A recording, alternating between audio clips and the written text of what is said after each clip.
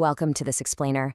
If you're a focused learner trying to build out your data science toolkit, you've almost certainly run into the classic dilemma we're tackling today. We're looking at two absolute titans of the programming world, Python and R. When it comes to data science and analytics work, these two literally dominate the conversation. Honestly, figuring out which one to learn first or which to use for a specific project is pretty much a rite of passage at this point. So today we're going to break down the whole shebang, the strengths, the specific use cases, and the job markets for both, to give you a crystal clear picture of exactly where each language shines. Okay, let's dive into this. It's the burning question, isn't it? Python or R? Now, before we put them in the ring to go head-to-head, we need to establish a little common ground. Both of these languages are just incredibly powerful. They're widely used, they enjoy fantastic support, and, this is key, they are both fully capable of handling everything from your basic everyday statistics all the way up to super advanced machine learning. So you can relax a bit, because you really can't make a completely wrong choice in the grand scheme of things. But you can definitely make a more strategic choice depending on what your specific goals are. To kick things off, let's look at this high-level comparison. See, Python was built as a general-purpose programming language. Over time, it just evolved into this dominant choice across data science, machine learning, and increasingly production software engineering. It is heavily, heavily adopted out in the industry. R, on the other hand, very different origin story. It was purpose-built specifically for statistics and data analysis right from the get-go. And because it has that pure analytical DNA, it remains heavily favored in academia and really specialized research fields. Section 1. Python, the versatile heavyweights. Python's absolute biggest strength? Its versatility. Because it's a general-purpose language, it doesn't just live in some isolated data silo. The exact same language you use to run your initial data analysis in Step 1, well, you can use that to build a web application in Step 2, automate your daily tasks in Step 3, and then actually deploy production machine learning systems in Step 4. It's like a giant puzzle where all the pieces just fit. This means a data scientist writing in Python can seamlessly integrate their work with the software engineering team, mainly because they're often speaking the exact same coding language. It perfectly bridges the gap between analyzing the data and putting that analysis to work in the real world.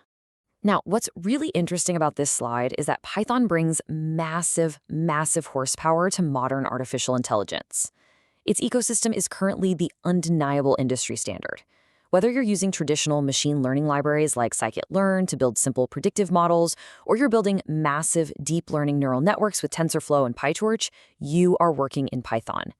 The industry's best tools have essentially centralized right around Python, making it the absolute go-to environment if your goal is building, training, and scaling complex AI systems. Section 2. R, the statistical specialist. When you're communicating data, how it looks matters immensely. And that brings us to ggplot2, which is R's premier visualization library. And this brilliantly illustrates R's exceptional, out-of-the-box statistical packages and visual power. I mean, even among die-hard Python loyalists, ggplot2 is widely recognized as one of the most powerful and highly praised data visualization tools across any programming language, period. Plus, R just provides an unmatched level of statistical rigor and depth completely right out of the box. And because of that deep, established tooling, R completely dominates certain professional spheres. Just look at the fields listed here: academic research, biostatistics, clinical trials, and specialized statistical consulting. In these environments, things like precision, reproducibility, and having access to highly specialized statistical packages are absolutely paramount. If you're running a clinical trial for a new pharmaceutical drug or conducting deep academic research, our specialized packages often provide exactly what you need right off the shelf, without having to build those complex statistical tools from scratch. Let's move to and see how this builds. Section 3, the job market showdown. So, mapping out this battlefield, the job market basically splits into two distinct territories. Because Python is so broadly adopted in industry and production, it just has a significantly larger overall job market. If you're looking at roles in data science, machine learning engineering, or honestly even general software roles, Python is heavily, heavily in demand. R's market, however, is really concentrated in academia and statistics. Don't get me wrong, its job market is exceptionally strong, but it's focused in very specific fields, like pharmaceuticals.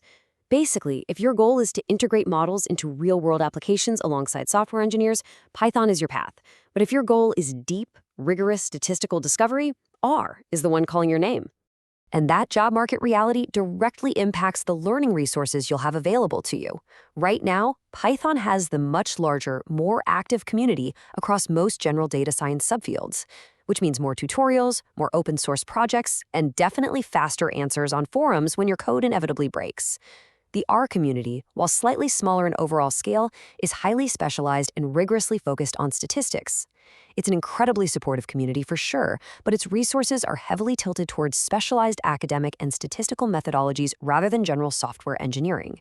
Section 4, which should you choose?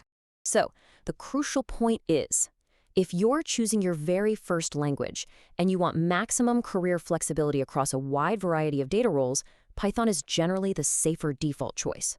For most modern data science and analytics roles in the industry today, Python has essentially become the expected baseline skill. However, and this is a big however, if you're working in or aiming for specialized statistics, biostatistics, or an academic research field where R already has deep established tooling, R remains an absolutely excellent and sometimes even preferable choice. But hey, are you ready for the ultimate plot twist to this entire debate? Here it is. Many working data scientists today actually learn both. Yeah, it isn't always an either-or scenario. Out in the field, professionals will often use R for specific statistical analyses where its specialized packages and those gorgeous CGP-Outsu visualizations simply excel. And then they pivot. They switch over and use Python for training their machine learning models, writing production code, and handling the broader engineering integrations. They're really just complementary tools in a master craftsman's toolkit. Which brings us to the end of our explainer, leaving the ball entirely in your court. The data is laid out, the strengths are clear, and the job markets are strictly defined. So the only question left for you is, which path will you take first? Are you going to build a versatile foundation with Python, or dive deep into the statistical elegance of R? Whichever one you choose, you are unlocking some incredible analytical power. Keep learning, keep building, and thank you so much for joining me today.